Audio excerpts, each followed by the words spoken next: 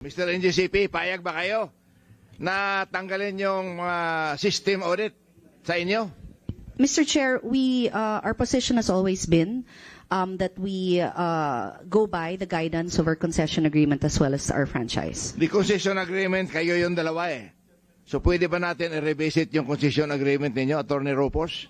Have you read the concession? I've read the concession agreement. Yung sila yung auditor, sila din yung tesorero. Patay. Well, we go abide with the concession agreement, but of course, it will be subject But to we can congressional review it for the action. better. Ang importante, di ba ang NGCP ay merong CPCN? Di ba?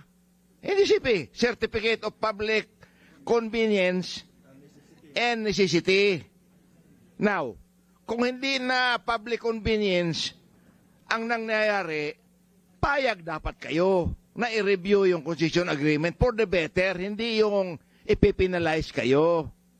Kung ang review ng concession agreement is for the better, kasi kung hindi kayo papayag sa review ng concession agreement, dito ko kayo dadaliin sa franchise. Ang franchise ninyo ay very, very specific. And franchise is a privilege, Mr. NGCP. It is not a right. Correct? Tama. So, kung hindi kayo papayag doon sa review ng ating concession agreement, dito po sa franchise, delikado kayo dito sa franchise. Dahil franchise is only a privilege. Tony Ropos? Correct. Kita mo? Hindi ako bugado, pero correct.